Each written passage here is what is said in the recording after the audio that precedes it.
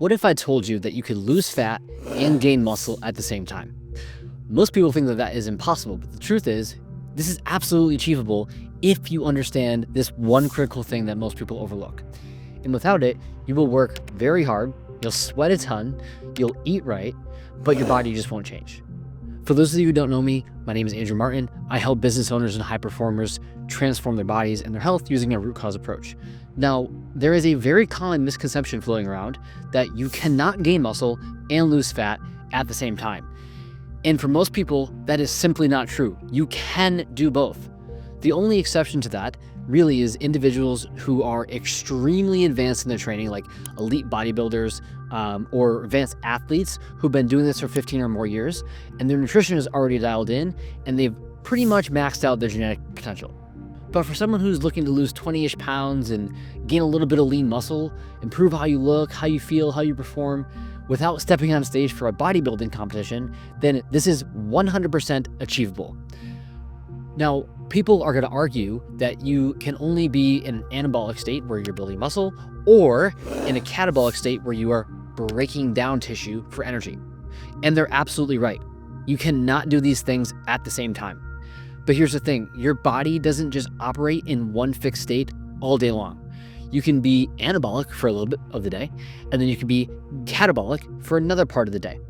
The key is achieving a net effect where you gain muscle during your anabolic phase and lose fat during your catabolic phase. And then by the end of the day, or the end of a week or a month, the scale weight may not change, but your body composition will. And that is the key. That is how you wake up one day and look completely different and feel like a completely different person. Of course, there are a lot of factors that play into this. Your hormones, your macronutrient intake, your exercise, those things are going to play a big role in the process. But there is one thing that almost nobody talks about that's a big hidden piece of the puzzle: your gut health. Your gut does way more than just digest food. It's the control center for almost every process in your body, including the ability to lose fat and build muscle, and here's why. Number one is nutrient absorption. You could be eating all the right things. You could be having the perfect macros, clean meals, protein shakes, but if your gut isn't working properly and you can't absorb the nutrients from the food that you eat, it's gonna go to waste. From a macronutrient perspective, we need the right enzymes to break down carbohydrates for energy.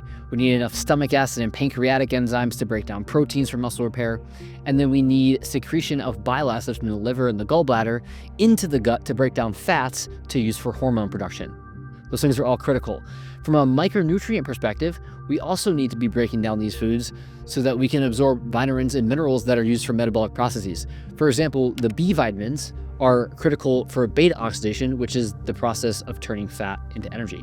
Magnesium is used in over 300 processes in the human body, metabolic and enzymatic processes. These things are absolutely critical for fat loss and muscle building. And if your gut is impaired and absorption of these things is impaired, so is fat loss and so is muscle building.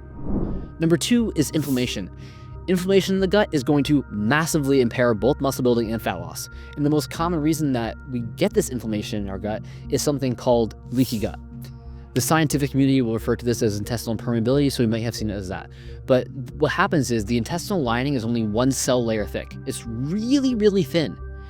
And we have these things called tight junctions, which allow certain compounds to pass from the gut into the blood and vice versa, from the blood back into the gut.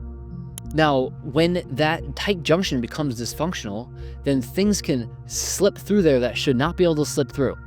And now you have compounds in the bloodstream that are inflammatory. This creates a very strong inflammatory response, and that inflammatory response is very disruptive. When you drink alcohol, this actually happens within 30 minutes of drinking. Okay, so then we get this big inflammatory response. This also happens from chronic stress and even intense exercise if we are recovering poorly. Okay. Now, leaky gut is quite common, but the reason it's a problem for fat loss and muscle building is because inflammation is disruptive to hormones. Number one, it's gonna block their ability to bind to their receptors. And number two, it's actually gonna decrease their production. So testosterone production becomes decreased and essentially blocked when we have leaky gut, because you have compounds that seep into the bloodstream, specifically a lipopolysaccharide, which actually block the testes from producing testosterone. Okay. It also decreases mitochondrial function, where metabolism is occurring. And so it's going to decrease fat loss as a byproduct of that. It's going to increase cortisol, which is when chronically elevated, is going to cause muscle protein breakdown as well. So we're going to lose muscle tissue when we have that elevation of cortisol. That's chronic throughout the day, meaning it's at a higher level, at baseline, over a long period of time. So how do you optimize your gut for fat loss and muscle gain to happen at the same time?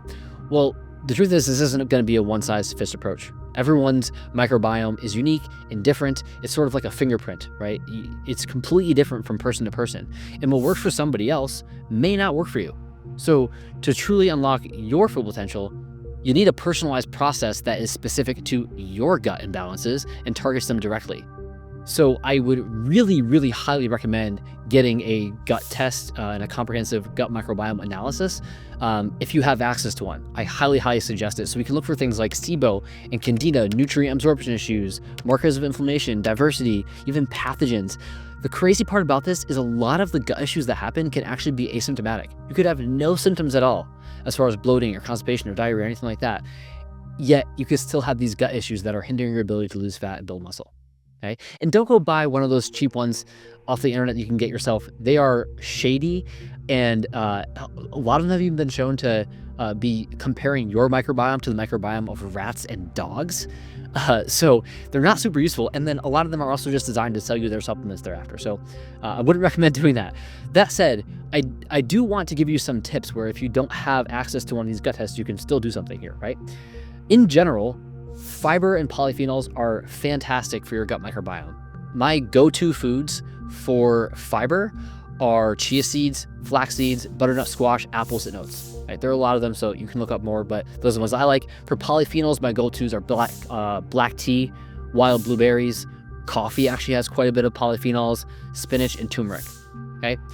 Now, if you have problems in your gut, specific problems in your gut, eating more fiber and polyphenols might actually make it worse. So if you notice that, like, when you increase your fiber, increase polyphenols, that you get bloated or uncomfortable, or now you get constipated, like you likely have a deeper gut issue. And I wouldn't be guessing. Like, you got to go get something more comprehensive done to figure out what the actual issue is, because it can be a number of things, and some things will make it worse, some things will make it better.